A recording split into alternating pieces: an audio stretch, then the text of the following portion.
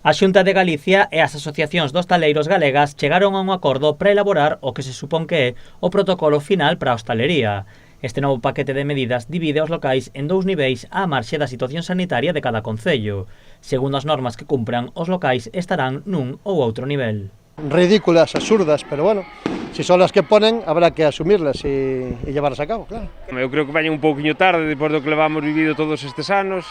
No nivel máis alto, os hostaleiros poderán abrir o 75% en interiores, no 100% nas terrazas e utilizar o servizo de barra, pero para elo deberán cumprir uns requisitos como garantir a distancia de separación entre comensais, máximo de 2 persoas xuntas na barra sempre que sexan convivintes, controis e anotacións dos niveis de CO2, realizacións de PCR aos traballadores cada 14 días e a realización dun curso de 4 horas. Ora, se mo din hai 2 anos, pois sí, fórmate, forma a xente, forma o personal, e aclara un pouquiño a toda a ciudadanía o que sí podes facer e non podes facer. Ahora creo que é tarde. O sea, que haya que tomar nombre y teléfono de la gente, que haya que hacer un curso. ¿Un curso de qué? El curso lo tenemos que dar nosotros. La hostelería es el que más curso ha llevado del COVID.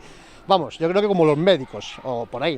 O que si agradecen os hostaleiros é que con este protocolo os seus locais non volvan pechar. Que haciendo eso nos permitan no volver a cerrar, pues está bien, porque por lo menos te da un poquito de decir, bueno, pues puedo contratar gente, puedo mantenerla, puedo comprar.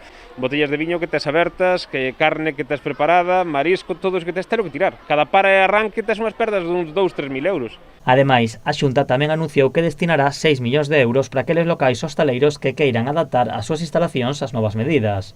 Os propietarios piden aos políticos que pensen máis as medidas antes de aplicalas e que as axudas sexan reais. Porque non vale nada que hoxe me digas, hoxe é un medidor, mañán este medidor, pasado abrimos a barra, pasado cerrámola. É mellor pensalo fríamente, esperar 10 días, 15 días e cando fagas facelo ben. Estamos esperando por las subvenciones, por las ayudas estas que nos iban a dar, como limosna, cuando ya te vas muriendo te dan una pajita, toma ahí te va esta.